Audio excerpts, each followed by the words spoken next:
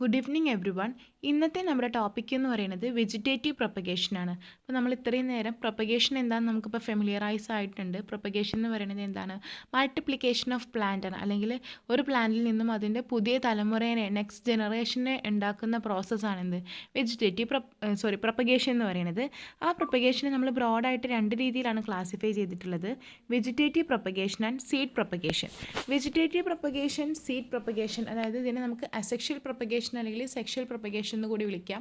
Sexual method എന്ന് പറയുന്നത് seed മെത്തേഡാണ്. അതായത് ഒരു പ്ലാന്റിൽ പോളിനേഷൻ എന്ന് പറഞ്ഞ പ്രോസസ്സ് കഴിഞ്ഞിട്ട് ഫെർട്ടിലൈസേഷൻ കഴിഞ്ഞിട്ട് അതുപോലെ ഫ്ലവർ ഉണ്ടാകുന്നു, ഫ്ലവർ പിന്നെ ഫ്രൂട്ടായിട്ട് മാറുന്നു, ഫ്രൂട്ടിൻ്റെ ഉള്ളിൽ സീഡ് ഉണ്ടാകുന്നു. ഇത്രയും പ്രോസസ്സുകൾ ആ ഒരു സീഡ് പിന്നെ മുളപ്പിച്ചിട്ട് നമ്മൾ പുതിയ ജനറേഷൻ ഉണ്ടാക്കുന്നു. ഇതാണ് സീഡ് പ്രൊപ്പഗേഷൻ എന്ന് പറയുന്നത്.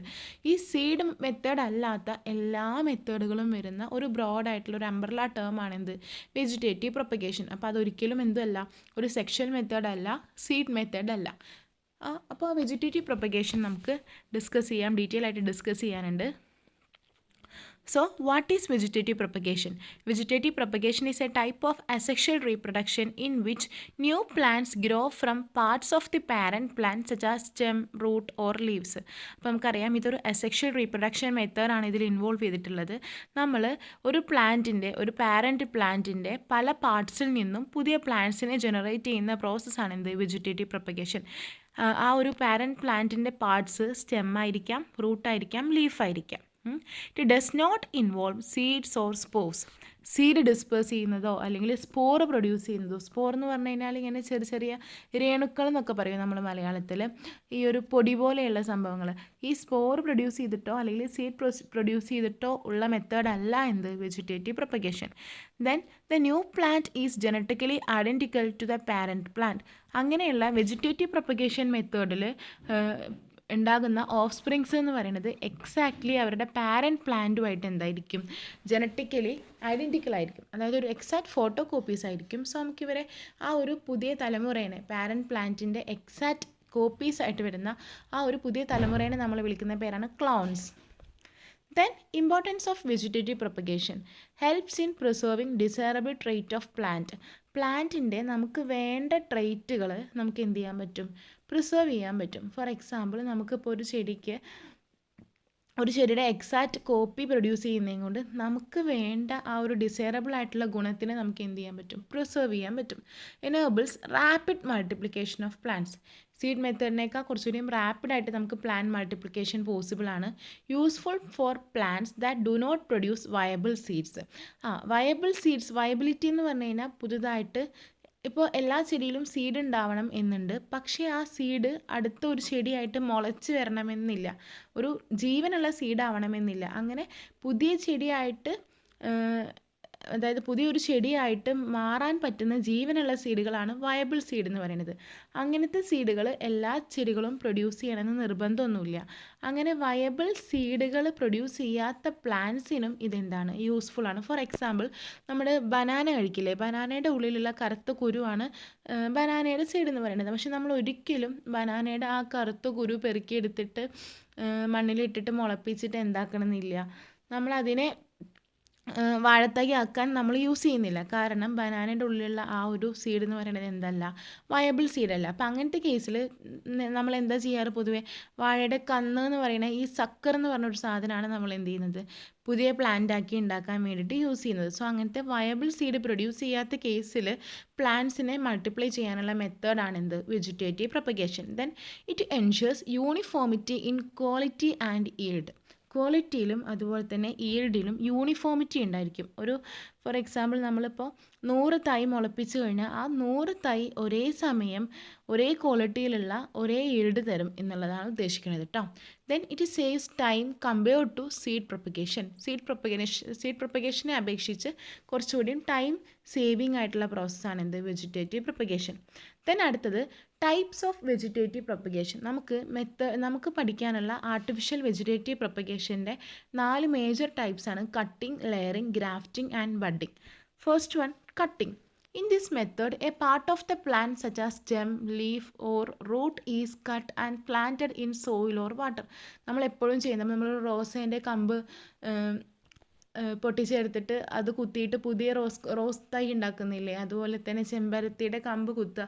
അങ്ങനെയുള്ള കട്ടിംഗ് എന്ന് പറയുന്നത് ഒരു പ്ലാന്റിൻ്റെ ഏതെങ്കിലും പാർട്ട് നമ്മൾ കട്ട് ചെയ്തെടുത്തിട്ട് ആ കട്ട് യൂസ് ചെയ്തിട്ട് നമ്മൾ എന്ത് ചെയ്യാണ്, അതിൽ വേര് മുളപ്പിക്കുക, അല്ലെങ്കിൽ ആ കട്ടിൽ നിന്ന് വേര്, അതുപോലെ തന്നെ ഇല, തണ്ട്, അങ്ങനത്തെ സാധനങ്ങളൊക്കെ ബഡ്സൊക്കെ ഉണ്ടാക്കിയിട്ട് ഷൂട്ടും റൂട്ടും ഡെവലപ്പ് ചെയ്തിട്ട് പുതിയ ചെടിയാക്കി മാറ്റുന്ന പ്രോസസ്സാണ് എന്ത്, കട്ടിംഗ് എന്ന് പറയുന്നത്.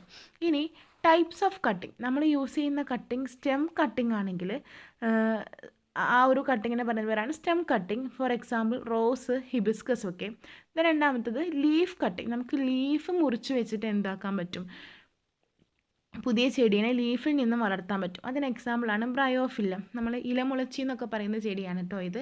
ദെൻ റൂട്ട് കട്ടിംഗ്, റൂട്ട് എന്ന് പറഞ്ഞു കഴിഞ്ഞാൽ എന്താ, നമ്മളിവിടെ കട്ടിംഗ് ആയിട്ട് യൂസ് ചെയ്യുന്നത് എന്താണ്, റൂട്ടിൽ നിന്നുള്ള കട്ട്സാണ്.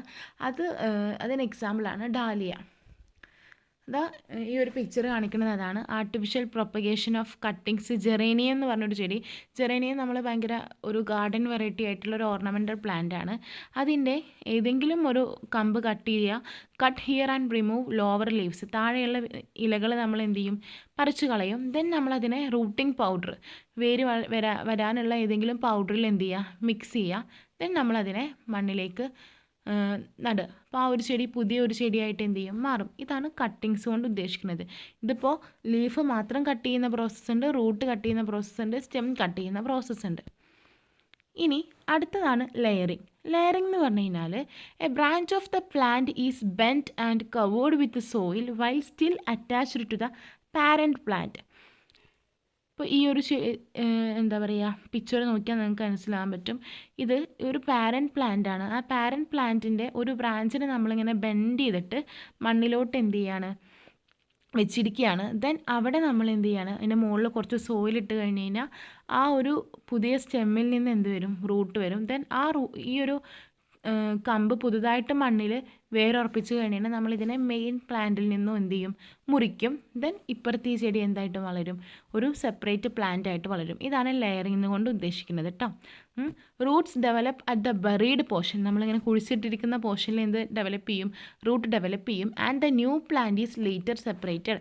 അങ്ങനെ റൂട്ട് അത്യാവശ്യം സഫിഷ്യൻ്റ് ആയിട്ട് വളർന്നു കഴിഞ്ഞ് കഴിഞ്ഞാൽ ഈ മെയിൻ പാരൻറ്റ് പ്ലാന്റിൽ നിന്നും പുതിയ പ്ലാന്റിനെ നമ്മൾ സെപ്പറേറ്റ് ചെയ്ത് വെക്കും. ദെൻ നമ്മൾ കുറച്ചുകൂടി മണ്ണൊക്കെ ഇട്ട് കൊടുത്തിട്ട് ഈ ഒരു ചെടീനെ ഒരു ഇൻഡിവിജ്വൽ പ്ലാന്റ് ആയിട്ട് വളരാൻ എന്ത് ചെയ്യും, അനുവദിക്കും. ഇനി ലെയറിങ്ങിന് രണ്ട് ടൈപ്പ് ഉണ്ട്. എയർ ലെയറിംഗ് ഉണ്ട്, സിമ്പിൾ ലെയറിംഗ് ഉണ്ട്. അതാണിത്. സിമ്പിൾ ലെയറിംഗ് ആണ് ഈ കാണിച്ചിരിക്കുന്നത്. ദെൻ എയർ ലെയറിംഗ് എന്ന് പറഞ്ഞു കഴിഞ്ഞാൽ ഇതാണ്, നമ്മൾ ഈ ഒരു ഇപ്പോൾ ഈ ഒരു ചെടിയുടെ ഈ ഒരു കമ്പിൽ നമ്മൾ എന്ത് ചെയ്യാണ്, കുറച്ച് റൂട്ടിംഗ് മിക്സ്ചർ, ഫോർ എക്സാമ്പിൾ നമ്മുടെ മണ്ണ് വയ്ക്കാം, അല്ലെങ്കിൽ ചകിരിച്ചോറൊക്കെ ഇല്ലേ, അത് വെച്ചിട്ട് നമ്മൾ ടൈറ്റായിട്ട് കട്ട് ചെയ്ത് കൊടുത്തിരിക്കുകയാണ്, കെട്ടിക്കൊടുത്തിരിക്കുകയാണ്. ദെൻ കുറച്ച് ദിവസത്തിന് ശേഷം ഈ കെട്ടിക്കൊടുത്ത ഭാഗത്ത് ഈ മണ്ണിലേക്ക് എന്ത് വരുന്നതായിരിക്കും, റൂട്ട് വരുന്നുണ്ടായിരിക്കും. ദെൻ നമ്മൾ ഈ ഒരു ചെടീനെ ഈ പാരൻറ്റ് പ്ലാന്റിൽ നിന്നും സെപ്പറേറ്റ് ചെയ്തിട്ട് നമ്മൾ പ്രത്യേകിച്ചിട്ട് വേരോടുകൂടി നടാൻ പറ്റും. ഇത് സിമ്പിൾ ലെയറിങ്. രണ്ടാമത്തെ ഫോട്ടോ എയർ ലെയറിങ് കേട്ടോ. അടുത്തതാണ് ഗ്രാഫ്റ്റിംഗ് എന്ന് പറയുന്നത്. ഗ്രാഫ്റ്റിംഗ് എന്ന് പറഞ്ഞു കഴിഞ്ഞാൽ എന്താണെന്ന് വെച്ച് കഴിഞ്ഞാൽ നമ്മൾ ഇവിടെ രണ്ട് ഡിഫറെൻറ്റ് പ്ലാന്റിൻ്റെ പാർട്സുകൾ ഒരുമിപ്പിച്ചിട്ട് നമ്മളതിനെ ഒറ്റ പ്ലാന്റ് ആക്കി വളർത്തുകയാണ് ചെയ്യുന്നത്. Grafting involves joining parts from two different plants so that they grow as one. Then the rooted plant portion is called stalk and the part joined to it is called scion. അതായത് ഗ്രാഫ്റ്റിങ്ങിൽ ഇതുവരെ പറഞ്ഞതിലൊക്കെ നമ്മൾ ഒറ്റ ചെടീനെയാണ് consider ചെയ്തിട്ടുണ്ടായിരുന്നത്. Grafting എന്ന് പറഞ്ഞു കഴിഞ്ഞാൽ നമ്മൾ രണ്ട് ചെടികളെ ഒരുമിപ്പിച്ചിട്ട് രണ്ടിൻ്റെയും ഗുണം വരുന്ന ഒരു പുതിയ ചെടീനെ ഒറ്റ ചെടിയാക്കി മാറ്റുന്ന പ്രോസസ്സാണ് എന്ത്, ഗ്രാഫ്റ്റിംഗ് എന്ന് പറയുന്നത്. ഇവിടെ ഒരു ചെടി നമ്മൾ മണ്ണിൽ വേരുറപ്പിച്ചിരിക്കുന്ന ഒരു ചെടി ഉണ്ടായിരിക്കും. അതിനെ നമ്മൾ വിളിക്കുന്ന പേരാണ് സ്റ്റോക്ക് പ്ലാന്റ്. ആ ഒരു ചെടിയിലേക്കാണ് നമ്മൾ എന്ത് ചെയ്യുന്നത്, വേറൊരു ചെടിയുടെ ഒരു പാർട്ട് ഒട്ടിച്ചു കൊടുക്കുന്നത്. സോ അങ്ങനെ നമ്മൾ ആ ഒട്ടിച്ചു കൊടുക്കുന്ന ചെടീനെ നമ്മൾ സിയോൺ എന്നും റൂട്ട് ചെയ്തിട്ടുള്ള ചെടീനെ സ്റ്റോക്ക് എന്നും വിളിക്കും. ഇതാണ് പൊതുവേ ഇപ്പോൾ നമ്മൾക്ക് കോമൺ ആയിട്ട് പറയുകയാണെങ്കിൽ എന്താ പറയുക, ഒരു ചെടിയിൽ തന്നെ പലതരം മാങ്ങകളൊക്കെ കായ്ക്കുന്നതുണ്ടായിരിക്കും. ഒരു കൊമ്പിൽ നാടൻ മാവ് ഉണ്ടായിരിക്കുന്നു, അല്ലെങ്കിൽ നാടൻ മാമ്പഴം ഉണ്ടാക്കുന്നു. മറ്റൊരു കൊമ്പിൽ കുറച്ചുകൂടി ഒരു നീലം പോലെയുള്ള കുറച്ചുകൂടി ഒരു എക്സോട്ടിക് വെറൈറ്റി ഉണ്ടായിരിക്കുന്നു. അങ്ങനെ ഒറ്റ ചെടിയിൽ തന്നെ പല വെറൈറ്റീസ് ഓഫ് ഫ്രൂട്ട്സൊക്കെ ഡെവലപ്പ് ചെയ്യുന്നത് ഇതിനൊരു ബെസ്റ്റ് എക്സാമ്പിളാണ്. അതുപോലെ തന്നെ നമ്മൾ കണ്ടിട്ടില്ലേ, ഒരൊറ്റ ചെടിയിൽ തന്നെ പല കളറ് റോസ് പൂക്കളൊക്കെ ഉണ്ടായിരിക്കുക. അപ്പോൾ അങ്ങനെ അതിൻ്റെ ഓരോ കൊമ്പും പല കളറ് റോസിൻ്റെ തണ്ടുകൾ കൂട്ടി ഒരുമിപ്പിച്ചിട്ട് ഒറ്റ ചെടിയാക്കി വളർത്തിയതാണ്. സോ ഇതാണ് എന്തെന്ന് പറയുന്നത് ഗ്രാഫ്റ്റിംഗ്. അവിടെ നമ്മൾ രണ്ട് പ്ലാന്റിൻ്റെയും നമുക്കിഷ്ടപ്പെട്ട ഡിസൈറബിൾ ട്രേറ്റിനെ കമ്പൈൻ ചെയ്യുകയാണ് ചെയ്യുന്നത്. ഫോർ എക്സാമ്പിൾ ഇതാണ് ഗ്രാഫ്റ്റിംഗ് എന്ന് പറയുന്നത്. ഇപ്പോൾ ഈ ചട്ടിയിൽ വേറെ ഉറപ്പിച്ചിരിക്കുന്ന ചെടീനെ നമുക്ക് സ്റ്റോക്ക് എന്ന് വിളിക്കാം. ഇതാണ് ഈ ചെടിയാണ് ശരിക്കും വാട്ടറും മിനറൽസും ഒക്കെ സോയിലിൽ നിന്ന് അബ്സോർബ് ചെയ്യാൻ പോകുന്നത്.